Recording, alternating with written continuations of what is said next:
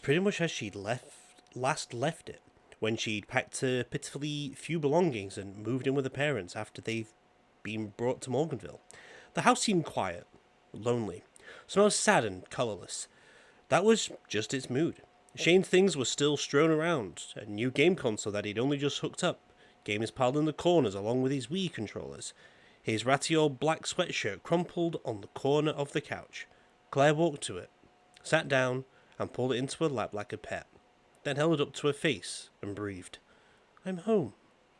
It felt wonderful and sad and horrible all at the same time.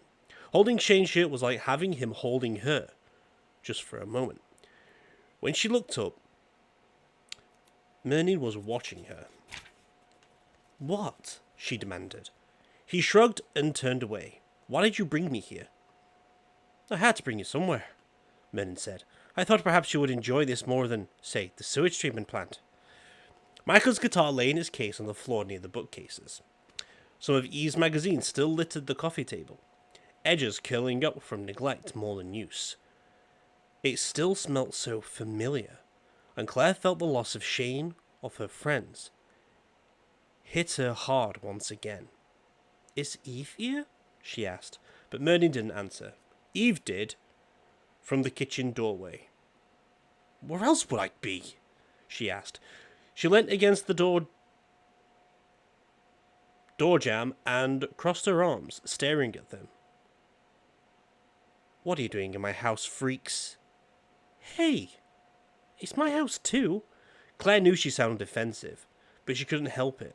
From the very first time they'd met, Eve had been on her side, always in her corner, always believing her, believing in her, which was even more important. It hurt that all that had changed now.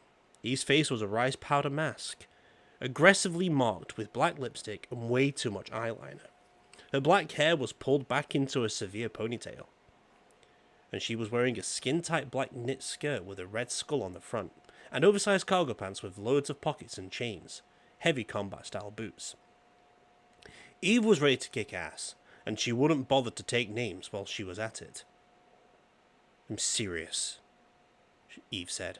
I'm giving you about 5 seconds to get out of my house, and take your pet leech with you before I play a game of pin the stake in the vamp. Claire held Shane's sweatshirt in her arms for comfort. Are you going to at least ask how they are? Eve stared at her with eyes like burnt black holes.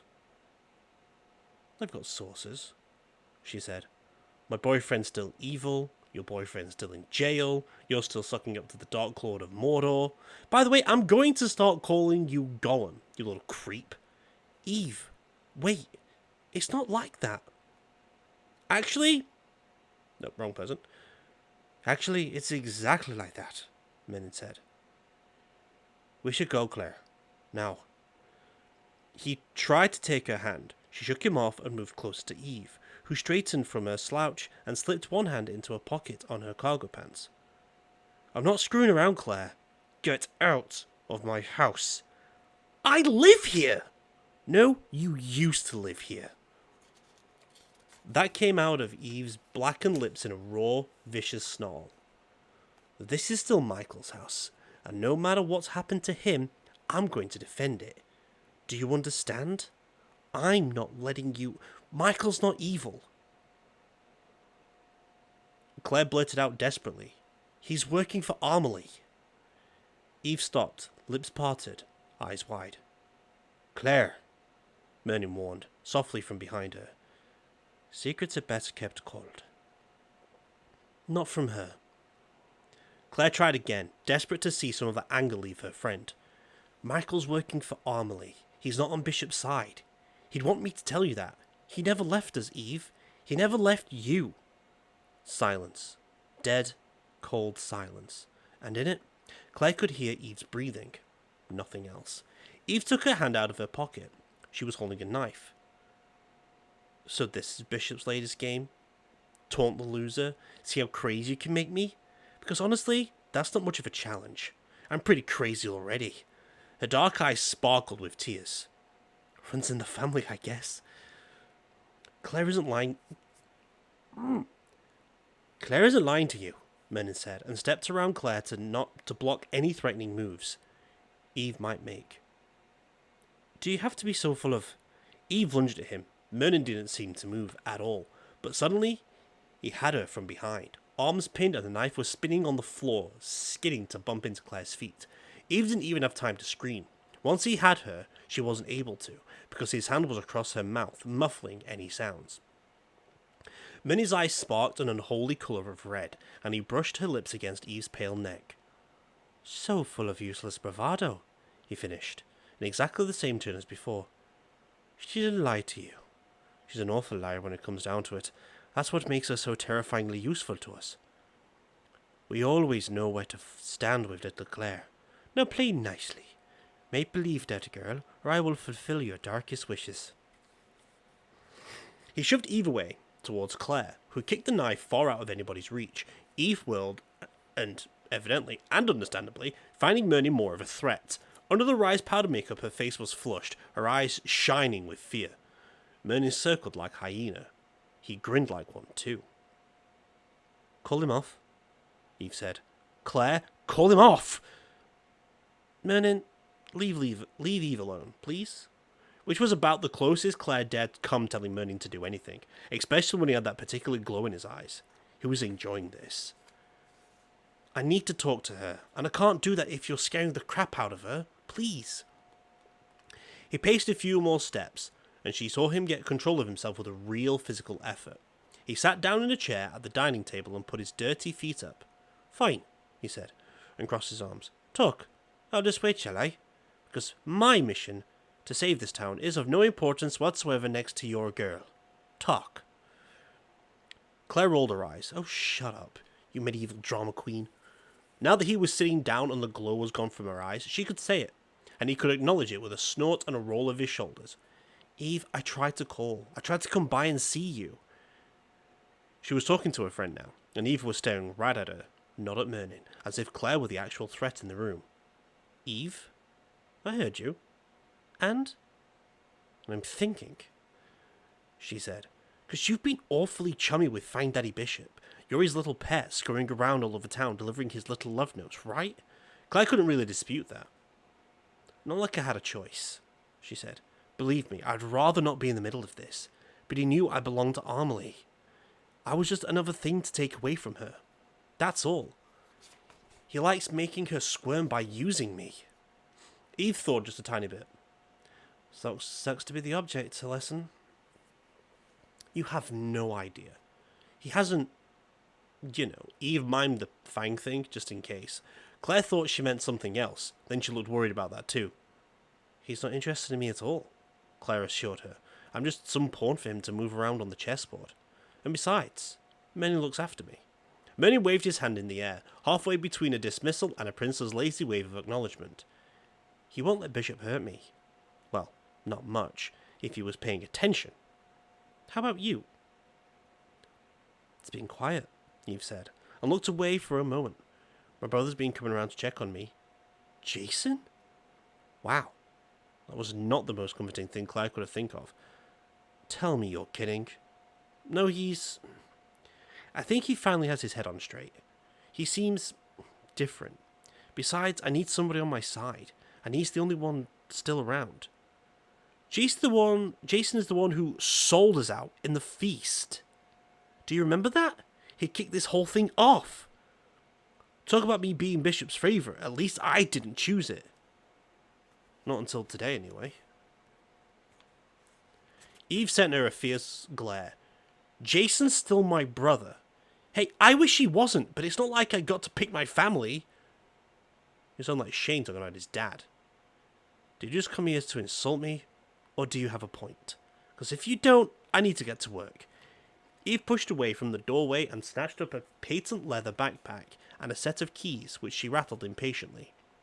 That's letting forget the hell out, by the way. I think a college girl like you would know that. Merlin slowly sat up, eyes going wider. I'm sorry, little pale creature. Did you just give us an order? Not much as you, as her. But yeah, if you want to take it that way, sure, you knock off Lestat. Get the hell out of my house. Eve waited expectantly, but nothing happened. Damn. That really doesn't work anymore, does it?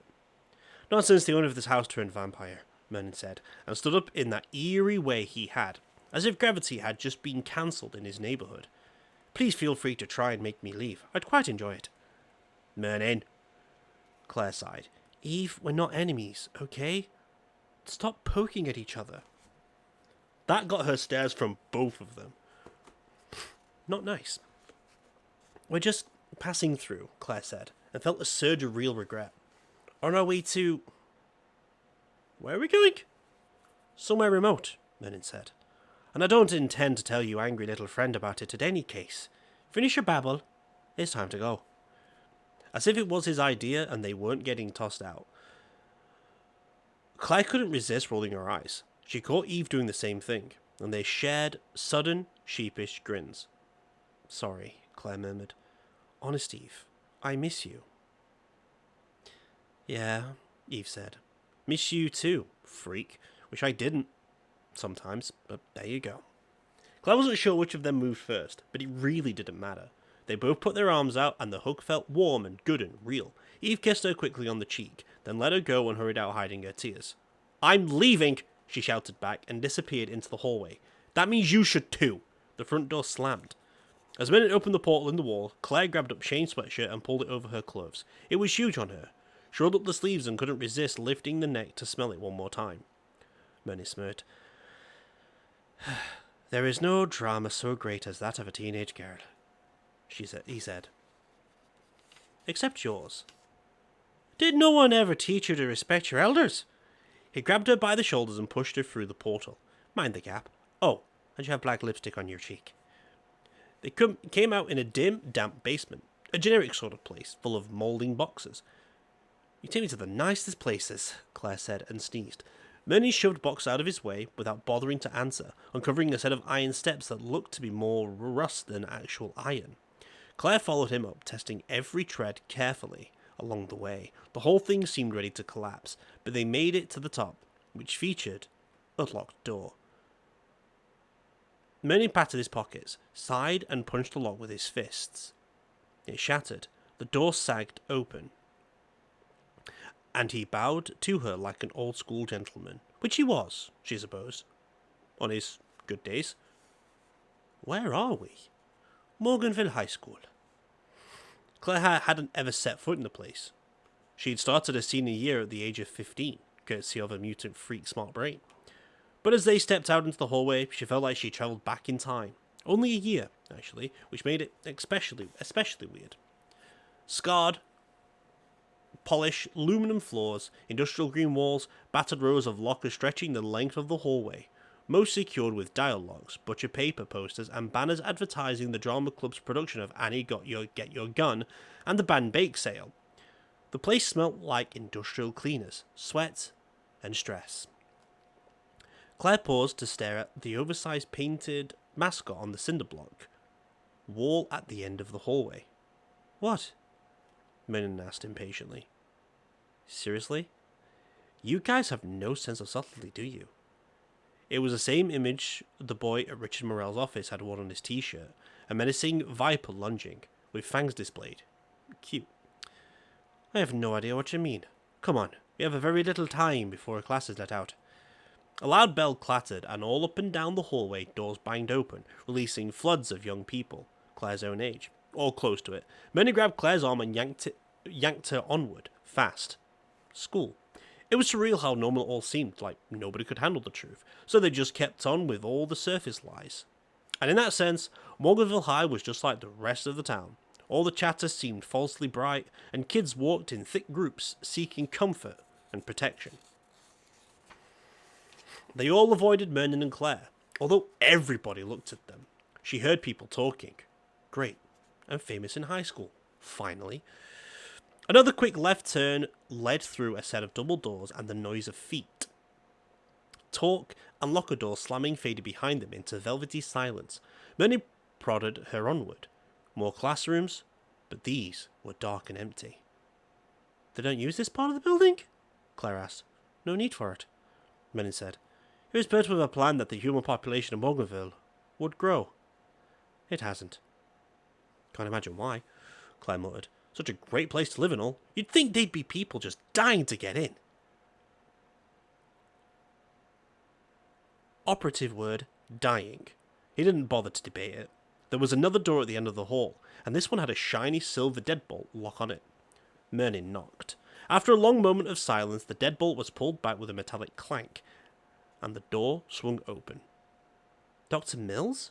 Claire was surprised. She hadn't heard much about Dr. Mills, ER doctor, and their sometime lab assistant for weeks. He dropped out of sight, along with his family. She tried to find out what had happened to him, but she'd been afraid it would have been bad news. Sometimes it was just better not to know. Claire, he said, and stepped back to let her and Merlin inside the room. He closed and locked the door before turning a tired smile in her direction. How are you, kid? Fine, I guess. I was worried. I know. Dr. Mills was middle-aged and kind of average in every way, except his mind, which was, even by Claire's standards, pretty sharp. Mr. Bishop got word that I was doing research on vampire blood. He wanted it stopped. It's not in his best interest for anyone to get better right now. If you know what I mean. We had to move quickly. Merlin relocated us. He nodded warily to Merlin, who gave him a courtly sort of wave of acknowledgement. Your family too? My wife and kids are in the next room, he said. It's not what you might call comfortable, but it's safe enough. We can use the gym showers at night. There's food in the cafeteria, books in the library. It's about the best safe haven we could have. Dr. Mills looked at Claire closely and frowned. You look tired. Probably, she said. So, this is the new lab? Seems like we always have a new one, don't we? At least, this one has more of what we need. He gestured around vaguely. The room had clearly been intended to be a science classroom. It had the big, granite-topped tables, equipped with sinks and built-in gas taps. At the back of the room were rows and rows of neat shelves filled with glassware and all kinds of bottled and labelled ingredients. One thing about Morganville, the town really did invest in education. I've made some unexpected progress. Meaning? Merlin turned to look at him, suddenly not all fey and weird. You know, I've been trying to trace the origins of the disease? The origins are not as important as developing an effective and constant palliative treatment, not to mention mass-producing the cure, Merlin said.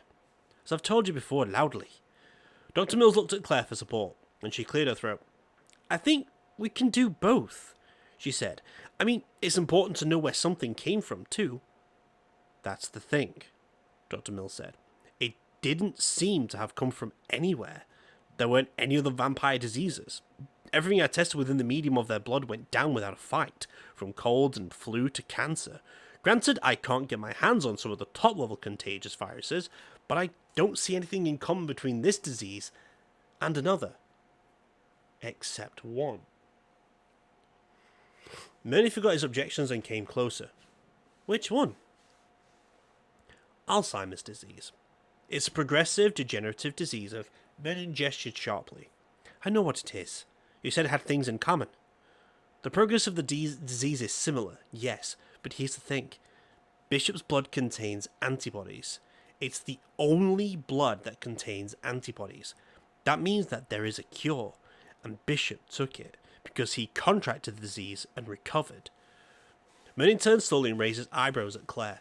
It was a mild expression, but the look in his face, in his eyes, was fierce. Interpret, please. Bishop might have done this on purpose, she said. Right, Dr. Mills? He might have developed this disease and deliberately spread it, used the cure only on himself. But why would he do that? I have no idea. Merlin stalked away, moving in jerky, agitated strides. When a lab stool got in his way, he picked it up and smashed it into the junk against the wall without so much as pausing. Because he wants control, he said, and revenge. It's perfect. He can once again decide who lives, who dies. He had that power once, until we took it from him. We thought he was destroyed. We were sure. You and Amelie? Claire said. There was a long, ugly history behind all this. She didn't understand it and didn't really want to. But she knew that at some point, maybe hundreds of years ago, Armley had tried to kill Mr. Bishop once and for all. But you failed, and this is his way of hitting you back. Hitting you all back at once. Merlin stopped, facing a blank corner for a moment without replying. Then he slowly walked back towards them and took a seat on one of the lab stools that hadn't been destroyed, flipping back to the tails of his frock coat as he sat. So it is deliberate, this Bane. Apparently, Claire said, and now he's got you where he wants you. Merlin smiled. Not quite. He gestured around the lab. We do have weapons. Most of the granite topped tables had metal pans, spread with drying reddish crystals. Claire nodded towards them with a frown. I thought we were going with the liquid version of that stuff. That stuff being the maintenance drug that she and Merlin had developed, or at least refined to the point of being useful, that acted to keep the vampire disease's worst effects at bay. It wasn't a cure. It helped, but it had diminishing returns, at best. We were, Dr. Mills said, but it takes longer to distill the liquid form than it does to manufacture the crystals, and we need to medicate more and more of the vampires. So here we are. 2 prongs of attack. What about the cure? He didn't look happy, and Claire's heart shrank down to a small, tight knot in her chest. What's wrong? Unfortunately, the sample of Bishop's blood we had degraded quickly, he said. I was able to culture a small amount of serum out of it, but I'm going to need more of the base to really develop enough to matter. How much of this blood do you need? Pints, he said apologetically. I know, believe me. I know what you're thinking. Claire was thinking of exactly how stupidly suicidal it would be to try and get drops of Bishop's blood. Never mind pints. Merlin had managed it once, but she doubted even he could pull it off twice without being staked and sunbathed to death. But she wasn't willing to give up either. We'd have to drug him, she said. Merlin looked up from fiddling with glassware on the table. How? He's not one of those partial to human food and drink, and I doubt any of us could get close enough to give him a shot large enough to matter. Claire pulled in a deep breath,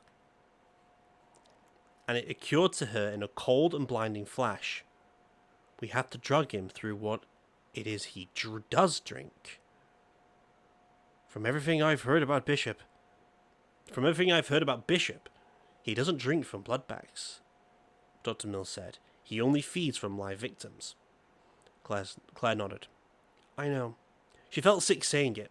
So sick she almost couldn't speak at all. But it's the only way to get to him. If you really want to end this? The 2 men looked at her.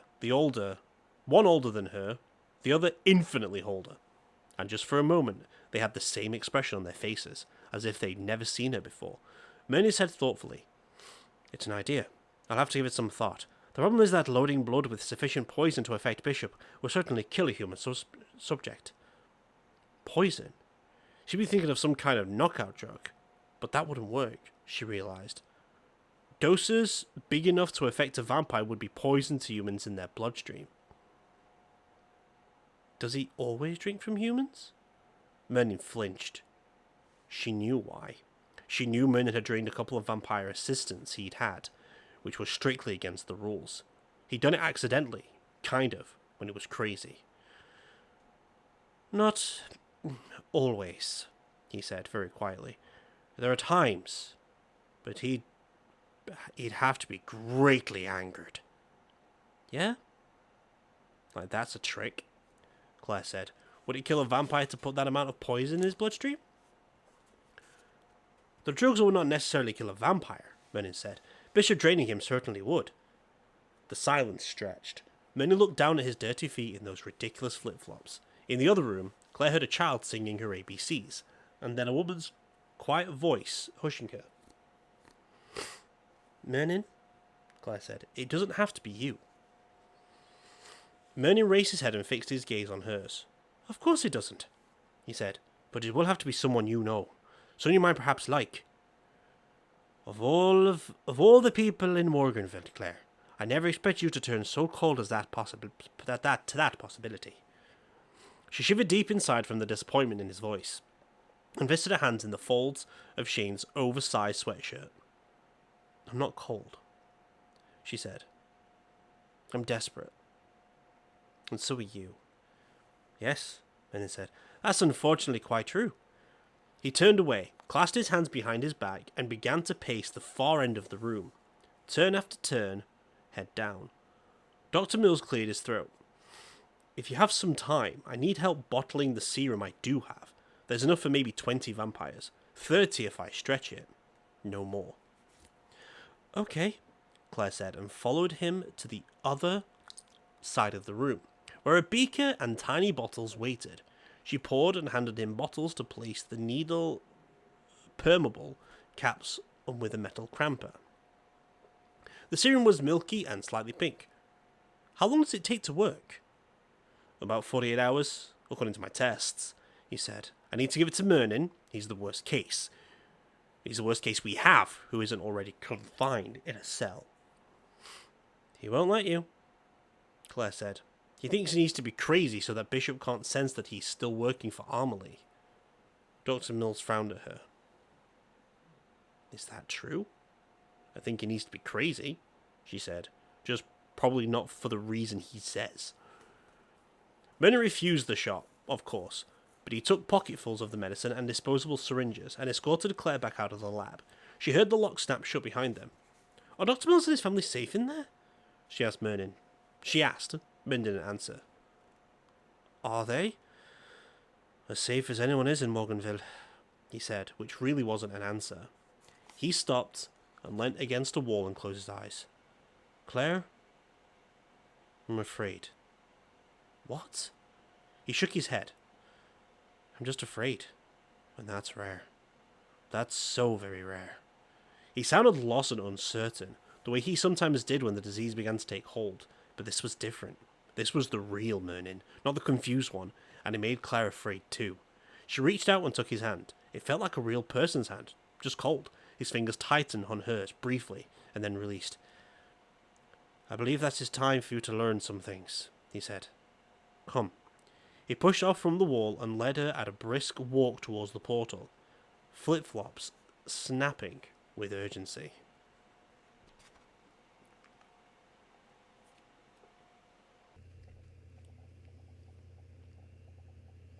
Hello everyone, thank you for listening to the audio file or audio reading I've done of a Rachel Kane book. I'm putting this in there, so if you want to skip past this bit and move on to the next video, that's fine by me. This is just like a cancer plug, because I want to do this, as well as also I have to do this, because the thing you've just listened to is illegal for me to do without having a charity case behind it, which I don't want it to be like a situation like, oh, I'm only doing this for the sake of cancer, which I'm actually doing this for the sake of cancer, but I did cancel this series a long time ago. It came to my recent attention that I should redo this in a better format, and I feel like now is a perfect opportunity to actually restart this in the worst possible way. Back in 1st of November, back in 2020, Rachel Kane sadly passed away to a rare bone cancer called sarcoma. Now, in the description below is going to be a link that you can. It's going to be a link so you can support the research into helping people survive and defeat sarcoma bone cancer and soft tissue cancer cells and all that stuff. So that's just going to be in the description right there down below. It is in pounds for those American ones, but obviously PayPal and all the research still goes to the same thing, because once it's been cured, once they found a cure for it or found an easier solution for it and stuff like that, it does get sent around all around the world, because everyone works on the same thing all over the world. It's just that this charity is based in UK. I live in the UK, so it still goes to the same goal to beat sarcoma for a long time, and I feel like this is the best opportunity to work with it for any Rachel King books that we do during the Morganville series or any future series that we do. Obviously, this is even going to be in the future series if we do them. So any book that we do by Rachel Kane is going to have this at the end, just to plug a little bit of a cancer support for people with sarcoma, because it is a rare cancer, and there is not a very good survival rate. So just putting that in there to help people or to support the issues that are out there, because I'm not going to get any money from these videos at all, even in like the present one. I'm not getting any money of this recording, or in the future, if possibly I do. But this is not what I'm about. This is all about for for what Rachel Kane succumbed to in the end. So hopefully that as a team together we can beat sarcoma and end one of the cancers that are killing people, because no one likes that. But anyway, have a good day.